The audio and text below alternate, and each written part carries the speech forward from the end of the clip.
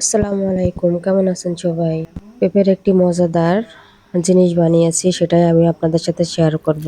পুরো ভিডিওটা দেখবেন, অবশ্যই ভালো লাগবে। পেঁপেটা জ্বালিয়ে নেওয়া যাবে না, একটু ভালো পুরো হতে হবে। আমি এখানে পেঁপেটা ভালো করে ছিলে নিয়েছি, একেবারে নীল খোসা থাকা যাবে না।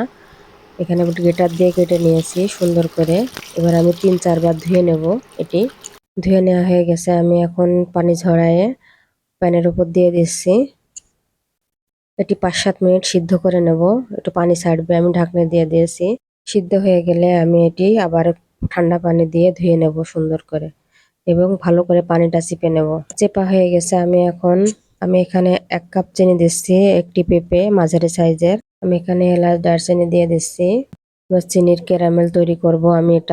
আমি মিডিয়াম আঁচে দিয়ে জাল করছি, এটা না হলে তিতা হয়ে যাবে বেশি জোরে দিলে। দেখুন আমার ক্যারামেল প্রায় তৈরি হয়ে যাচ্ছে আস্তে আস্তে।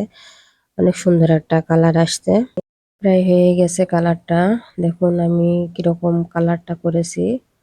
এরকম কালার হয়ে গেলে আমি পেঁপেগুলা ঢেলে দেবো সবগুলাই ওর ভিতরে।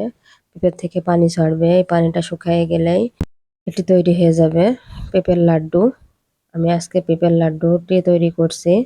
দেখুন কত সুন্দর হয়েছে, মনে হচ্ছে যেন নারিকেলের লাড্ডু। খেতে তো সেই টেস্ট।